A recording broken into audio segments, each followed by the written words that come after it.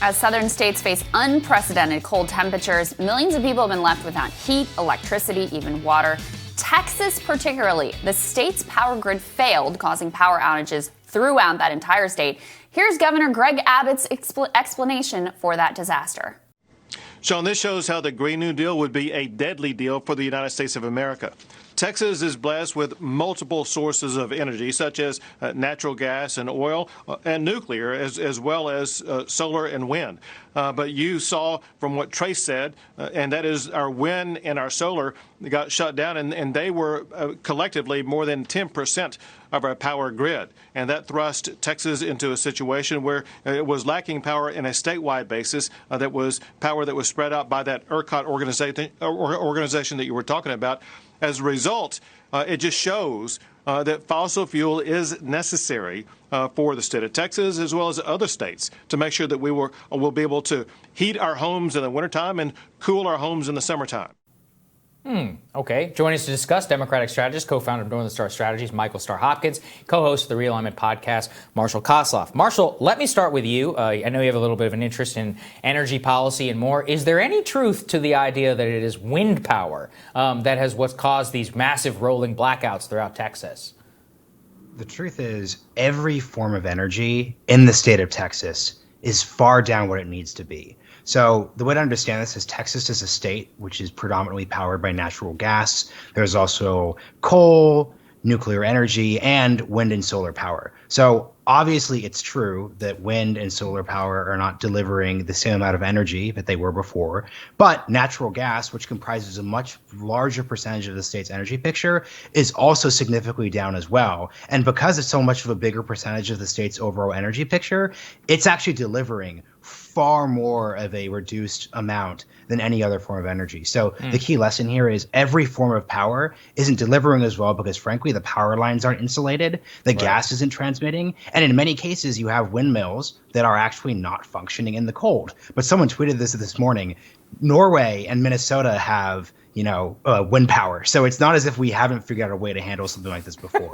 Yeah, I mean, there's so much here. First of all, the idea that Texas is reliant on wind power, like noted, wind power state Texas, was silly to begin with.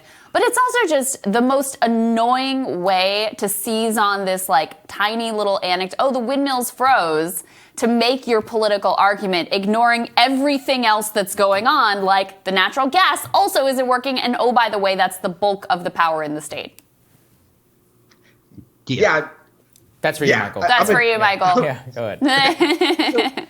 Look, I mean, natural gas and coal, I think it's double the amount of what the wind energy sector is in Texas. And 30% of it failed yesterday. So, I got to say, Abbott, Cruz, these guys are political hacks. And it's indicative of the problem with political donations in our political system, because that's all this is about. This is about people like Abbott and Ted Cruz being bought by, the oil and shale industry and now wanting to make, fake political arguments for, Fox News and other right-wing industries. Marshall, here's my question for you. Do you think that there could be a problem politically here for Abbott? Gray Davis famously was felled by the rolling blackouts. The Enron caused blackouts back in 2003 in the state of California. Do you think he's going on the political offensive because he can see, I think Beto O'Rourke, has been out there attacking him pretty consistently, talking about failures of leadership. And people do know, they get pissed off whenever the power goes out and they blame their government. Well, how do you think that's going to play out politically down there, Marshall?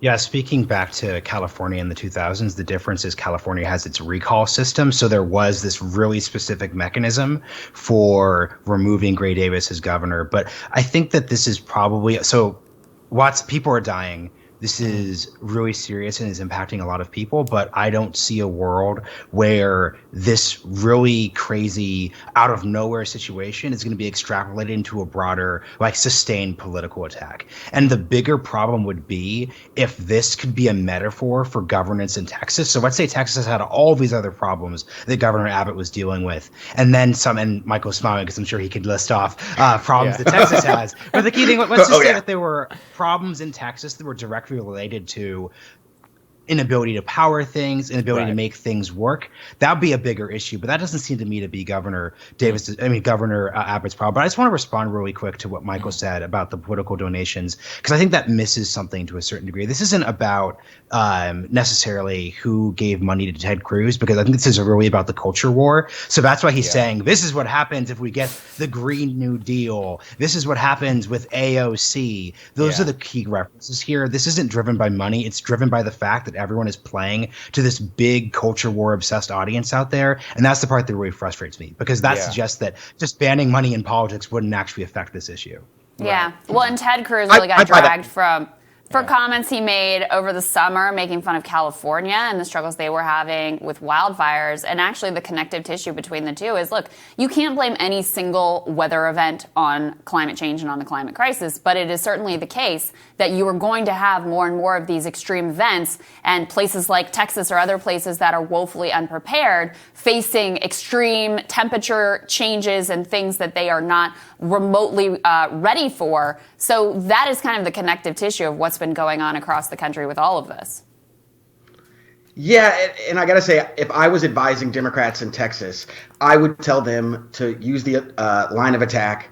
If Abbott had spent more time focusing on the energy sector and not suing other states in terms of the electoral count, then maybe this issue would be better served. But instead, we've got Abbott just doing ridiculous things that are purely culture war, like you guys said. And I think you hit the nail on the head. Yeah, culture war here, whenever people out of power, not necessarily the best thing. Okay, guys, we really appreciate it. We'll be right back with Team Rising.